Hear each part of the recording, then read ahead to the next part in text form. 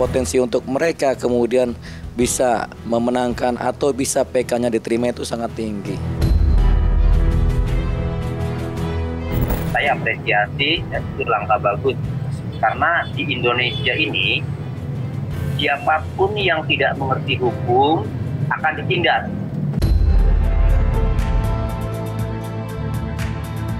Udah teman-teman kamu udah pada ngaku semua di Polres, teman-teman saya siapa Pak, nanti dulu Pak. Nah, saya terus dijedot-jedotin tuh ke teralis.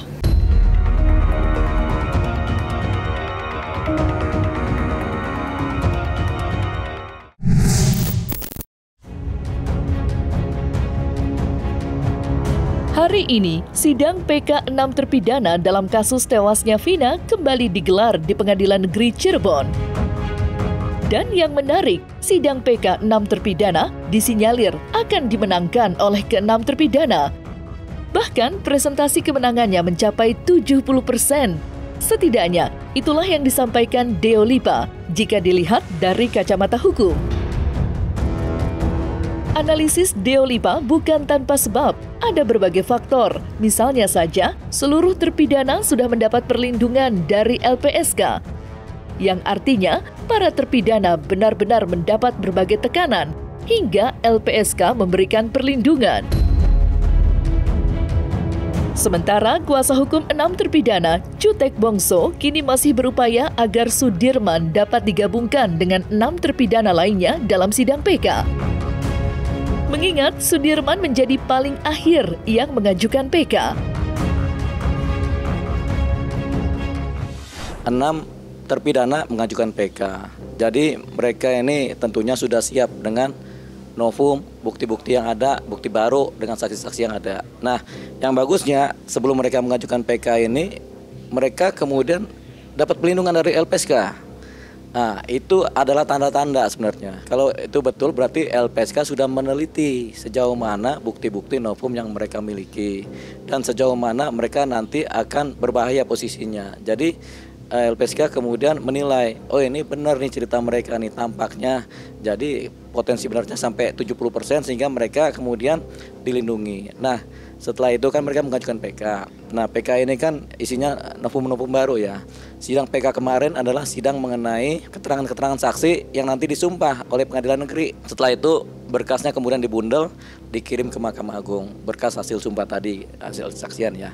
Nah, jadi potensi untuk mereka kemudian bisa memenangkan atau bisa PK-nya diterima itu sangat tinggi. Kami sampaikan kami juga mendapatkan kabar gembira oleh karena para terpidana sudah mendapatkan perlindungan dari LPSK.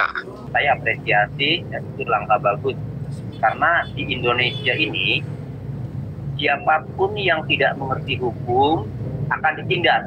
Kita harapkan Sudirman juga bisa gabung, besok kita akan mohonkan. Karena Sudirman sendiri itu kami sudah mendapatkan panggilan tanggal 25 September sebenarnya sidang pertamanya. Ya, tapi karena terlalu lama kami pikirkan perkaranya sama, ya kami akan minta mohon untuk digabungkan gitu. Semakin banyak bukti-bukti saksi-saksi, semakin banyak individu-individu yang memberikan kesaksian yang menyatakan mereka tidak bersalah, dan kemudian juga dan mereka juga kemudian mengingkari kesaksian terdahulu karena menyatakan bahwasannya kesaksian mereka terdahulu di putusan adalah dipaksa atau tidak di bawah tekanan. Ya, ini semakin menguatkan posisi mereka bisa bebas atau lepas dari hukuman terdahulu. Jadi kemungkinannya itu udah masuk ke 70% ya. Tinggal apakah hakim bijak apa tidak melihat ini. Ya, bisa juga yang 30% hakimnya bilang, ini tetap aja bersalah, bisa juga. Tapi secara kemungkinan kalau LPSK sudah turun, sudah melindungi, tentunya sudah ada dasar dari LPSK kemudian menganalisa ini perkara, kesaksian-kesaksian, dugaan-dugaan bahwasanya ini kelihatannya apa yang mereka sampaikan para terpidana ini benar sehingga mereka dilindungi. Gitu. Jadi kemungkinan sudah 70%. Novumnya banyak ya yang kita hadirkan. Yang dimungkinkan dalam 263 KUHP ayat 2 itu kan pertama novum ya keadaan baru. Kemudian yang kedua adalah kekhilafan hakim. Yang ketiga adalah pertentangan antar putusan ya. Di dalam putusan itu pertentangan satu dengan yang lainnya. Jadi kami mendapatkan tiga-tiganya itu terpenuhi, baik itu novum, baik itu kekhilafan hakim, baik itu juga pertentangan di keputusan ya, satu keputusan dengan keputusan yang lain. Kami dapatkan yang itulah yang selama ini mungkin banyak beredar. Novum-novumnya ya antara lain lah yang sekarang ini dengan dicabutnya keterangan Dede, Liga Akbar, lalu ada yang muncul melihat itu kecelakaan, yaitu ada Adi, ada Pak Ismail, kemudian ada lagi saksi-saksi Mega dan Widi yang muncul. Ya kan keanehan-keanehan ini yang selalu kami sampaikan ya, dengan kami membuat laporan polisi ke Barreskrim ya terhadap Aibtu Rudiana. Kami membuat laporan polisi terhadap Aib dan Dede. Kebohongan yang kecil hanya bisa ditutupi kebohongan yang besar, yang lebih besar. Kebohongan yang lebih besar itu akan ditutupi yang lebih besar lagi, terus sampai kebohongan itu akan bercerita. Sekarang ini adalah menurut saya ada kebohongan itu sedang bercerita. Ya, karena bagaimanapun itu tidak akan bisa ditutupi kejanggalan-kejanggalan yang menurut saya secara manusia awam pun nggak bisa membantahnya. Contoh ya, contoh di TKP ketika mereka didakwa, ya itu yang sering kita sampaikan, penuh dengan kejanggalan. Kalau saya ceritakan aja secara cepat ini bisa lebih dari 30 ya. Contoh, di dalam barang bukti yang dihadirkan, baik yang mengarah langsung bahwa itu pembunuhan, pisaunya yang dijadikan saksi tidak pernah ada DNA, tidak pernah ada darah. Baju tidak pernah dihadirkan, ya hanya bajunya Eki yang dihadirkan. Bajunya Vina tidak pernah dihadirkan, yang katanya ada luka tusuk. Di baju Eki tidak ada luka tusuk. Yang berikutnya katanya baju Vina atau baju Eki yang katanya dipukulin di tanah kosong. Ini adalah proses hukum, Mbak. Proses hukum itu tidak bisa kita lari ke penyidik, kemudian karena kesalahan penyidik maka terjadi kesalahan daripada hakim. Itu sangat-sangat keliru.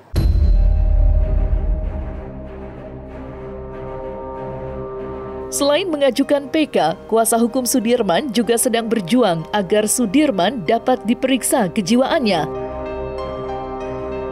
Belakangan berhembus kabar yang menyebut jika Sudirman mempunyai keterbelakangan mental. Hari ini mengatakan A, besok berubah menjadi B.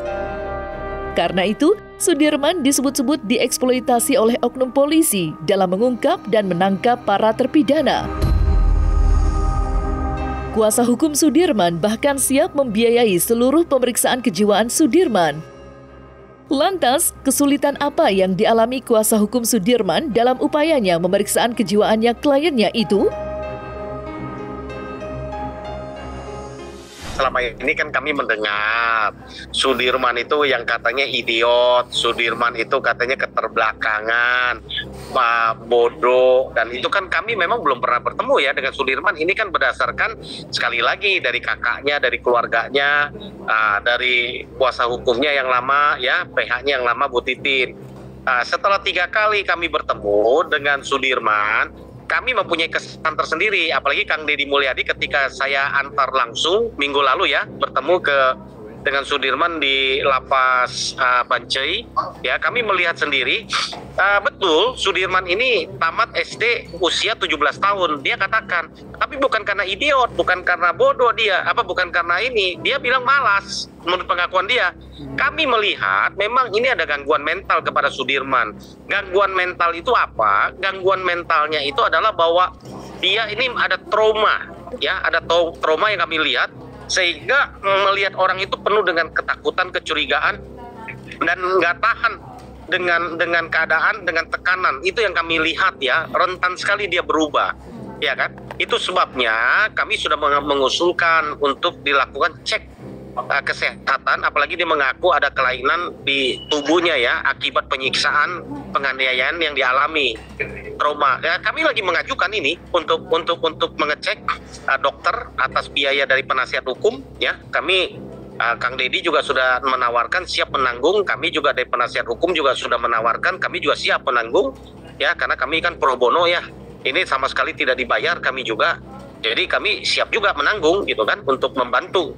Baik secara psikologinya maupun secara kesehatannya. Kita akan cek lah, mudah-mudahan diizinkan. Kami sudah berkirim surat, belum ada respon dari Kalapas maupun dari Kanwil Menkumham.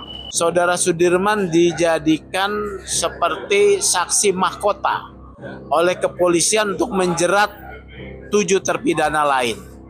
Padahal 7 terpidana lain membantah. Nah, Sudirman dalam hal ini adalah korban dari tindakan tidak profesional, tindakan melanggar hukum dari penyidik kepolisian dan juga termasuk diduga Ibtu Rudiana, ayah korban Eki, ya. Dia adalah korban yang harus dilindungi. Walaupun kemudian Sudirman mengakui bahwa dia melakukan tindak pidana, sebetulnya ini adalah pengakuan yang palsu, ya. Pengakuan yang didapatkan karena tekanan fisik, dianiaya.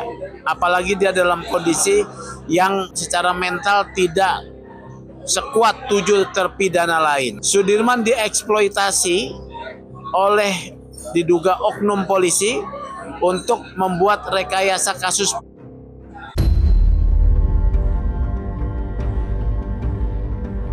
Di sisi lain, nama Ibtu Rudiana kembali ramai menjadi sorotan usai video Rivaldi, salah satu terpidana dalam kasus tewasnya Vina dan Eki, tersebar luas di media sosial.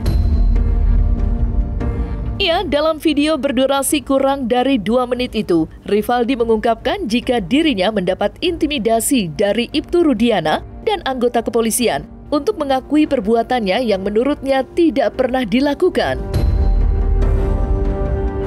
Berulang kali mengalami penyiksaan, Rivaldi mengaku memilih mati.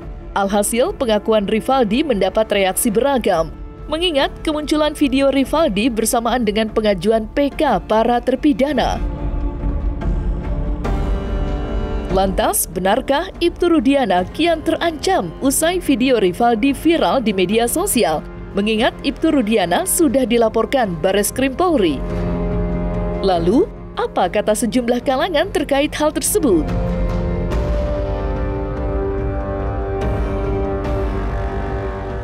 Ya nggak tahu, tiba-tiba datang tuh orang tua almarhum tuh, orang tua korban tuh datang. Kamu tahu nggak kejadian ini?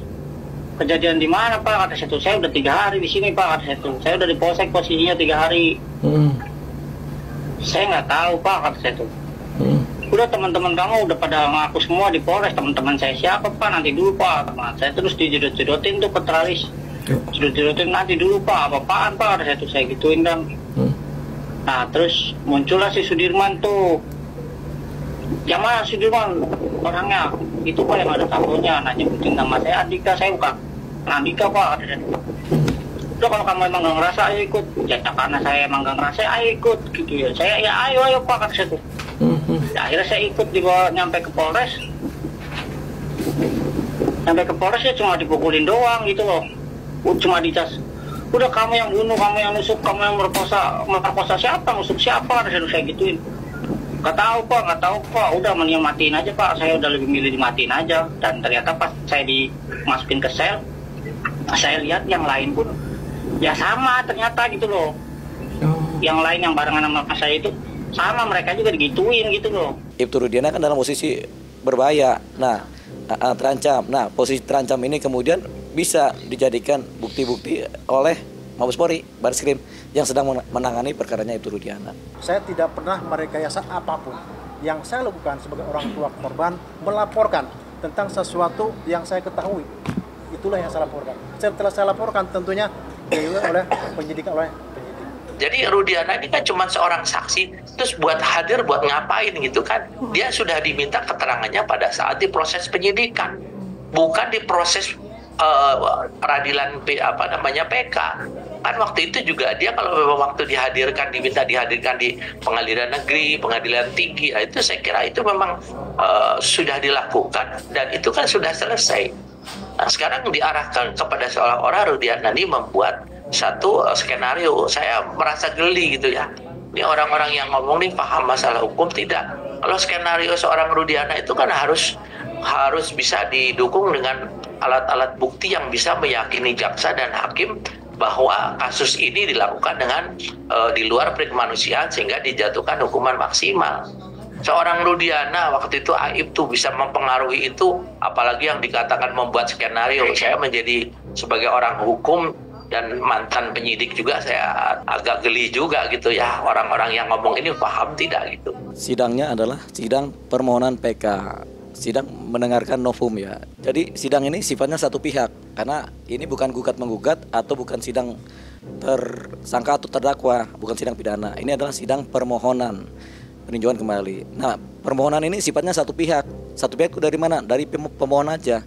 Jadi kalau Pak Rudiana bukan pemohon, ya nggak mungkin dia diajak-ajak untuk menjadi orang yang kemudian memberikan kesaksian. Si pemohon pun kalau dia punya bukti, saksi-saksi, tentunya kan dia harus merangkul para saksi ini supaya mau dijadikan sarana bukti sebagai novum. Jadi nanti mereka memberikan keterangan. Jadi Pak Rudiana nggak mau memberikan kesaksian, walaupun udah diajak, ya itu haknya beliau. Jadi nggak bisa diganggu gugat. Propam harus turun tangan. Ada apa ini yang seperti ini? Ya beginilah, polisi yang sudah baik ini biar tetap baik, dibangun tetap baik. Yang polisi jelek menurut saya diberhentikan tidak dengan hormat saja sudah nggak ada masalah kok. Jadi mudah-mudahan ke depan nanti ya polisi akan semakin baik ya. Jangan sampai diganggu, dirusak oleh oknum-oknum yang hanya membawa kepentingan sendiri-sendiri, seolah-olah dia adalah penegak hukum yang profesional. Itu aja. TKP itu tempat kejadian perkara yang merupakan titik awal yang dulu juga pernah digagas oleh sekarang bintang 2 nggak salah, Krisnamukti ya. Mungkin menjadi pelajaran utama di pendidikan perwira khususnya Akpol, bahwa jangan main-main dengan TKP. Kalau TKP ini adalah titik koordinasi awal dan akhir, semua bukti, semua fakta di situ sudah bisa ditemukan dan dianalisa di situ. Jadi biasanya TKP itu kan hanya cukup pasang polis lain terus ditinggal. Jangan, pasang tenda kalau perlu, bikin perencanaan, semua ada di situ. Jadi memindahkan kantor ke TKP ini lebih baik menurut saya.